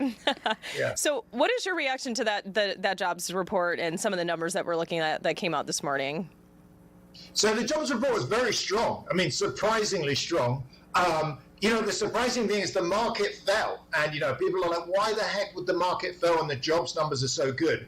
It's because the jobs numbers were just so good that people are now worried the Fed will put up rates. But I mean, the headline number is the U.S. economy is doing very well. You saw almost 200,000 new jobs are created this month. And in terms of the unemployment rate, that it's at 4.3, if you can give us just some inside information in terms of what does that really mean? Is that a bad number? Is that a high number? Is it a low number? Yeah, that is a low number. So just to give you a sense, the average since World War II, and we have data, this goes back now, 80 years, is 5.5%. So 4.5% is definitely below average. The slightly tricky thing with unemployment is sometimes when it gets really high, people just give up. They actually just stop looking for work. But that's not the situation now. So it is saying jobs growth is good. That's positive. Unemployment is low. It's positive. In a sense, we just want more of the same. If it can continue growing at that rate, that's fantastic news. We actually, earlier this week, we were talking to another guest that was saying that right now recent college graduates are having a hard time finding a job. Even though some of these numbers, like you say, overall look good, there's things like AI that are taking over some positions, making it difficult for college graduates. And if you can touch base on that, and also the work from home situation is also impacting some younger folks looking to enter the workforce. Yes, exactly. So life is not quite as good for college grads. I teach a lot of college grads. My other two kids are, undergrads as well. So this is a bit of a murder mystery as to why college grads are doing so badly. I'll give you there's 4 reasons for it. And no one's quite sure which one. But reason one is, they always tend to do badly in recessions, and we're still coming off the back of a nasty pandemic recession. But that's kind of in the rear window, so I'm not sure how much of that is true. Reason 2 is AI, and I think that's a genuine real worry that AI is making it harder for grads to get new jobs because AI is basically replacing them. Reason 3 is it's the lockdown. So if you remember back to the lockdown, a lot of colleges and schools were closed. And we're kind of suffering this now. Many kids lost about a year of good education because they're at home, and it's hard to learn that much at home. And then finally, as you mentioned, reason 4 is work from home. Does work from home damage people, make it harder to get a new job? I would say, honestly, it's probably some mix of all of them. I think going forwards, like looking the next year or two, AI would be the one I'd be most worried about. Mm-hmm. And would you suggest people look more into the AI industry in terms of learning it to possibly get a job related to AI? I mean, maybe that's the way to go nowadays, or? Yeah, so looking back over 100 years of technologies, what you generally see is people that are more educated tend to cope better with new technology. You're more flexible. And so one of the things would be stay in school. Having said that, the issue you see with AI is often replacing the most advanced, in a sense, the highest level job. So there's another school of thought which is, look, I should retrain and become an electrician or a plumber or do a job that AI can't replace. So I don't think there's one single best strategy right now. I know at Stanford, where I teach, there are less kids doing computer science this year. They're worried that computer science, like coding, is going to be replaced by AI. They're going into business degrees, physics, chemistry, a mix of stuff, but CS is seeing a bit of a slump. Really? And also work from home as well. Is that, I'm just curious, is that also keeping maybe a bit of the older generation in the workforce longer than we would typically see? Because, right, we weren't seeing this many work from home options prior to the pandemic. Yes, exactly. So there are kind of winners and losers. So what I would say is, what I tell my students is, look, if you're taking your first job and you're age 22, 23, you do not want to be fully remote. It is very hard to learn. I'm a distant in a computer, it's very hard for me to learn from my boss. On the other hand, what you also see is, as you say, older folks, particularly folks with a disability, they actually are more likely to stay working if they can work from home even, 1-2 days a week. So net, work from home looks like it's increased overall employment. But there's certain groups, particularly very young college grads, that's probably best coming in at least 3 days a week because they need to progress their careers. And that's the best way to do it, is to be in person for at least half the week. Mm-hmm. So interesting. And where do you see things going from here?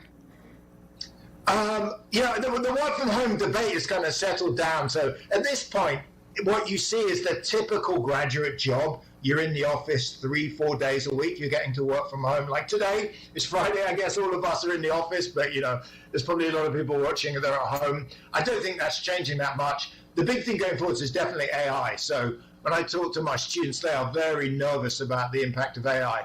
Probably not in the next 2-3 years because it takes a while to roll out. But we've seen that movie WALL-E, where the humans are just on this, infinite cruise and the robots are running everything. That's the kind of thing people are worried about 10 years from now with AI. If they can run Yes. everything while we relax, right. as long as we can pay our rent, I'm good. Take over. We can just eat Oreos, don't have donuts, and watch. And we're good. movies. Exactly. That'd be good. We're good. Let it roll. Have you seen the movie? No. No. Oh my gosh. Yes, Professor. I've seen it quite a few times with my children. I have 4 little ones at home. They actually love that one. It's funny. It's was quite funny. great. Yeah. Who would have thought? It's weird. It's like Terminator and WALL-E are 2 movies that are now, been around for a while, but they're looking very predictive with AI Realistic, coming yeah. in. Yeah. Oh boy. All right.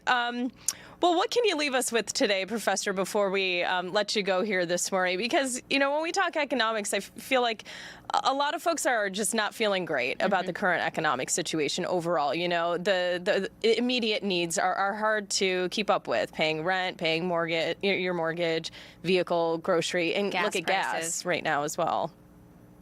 Yeah, so 2 points. One is you're correct. Inflation is kind of high. That's why I think the Fed honestly is like to put up rates. Inflation is too high, and it's partly, gas prices are up and just all prices are up. The other thing is, while employment is high, it's actually hard to get a new job. It's kind of, connected to another movie, Frozen.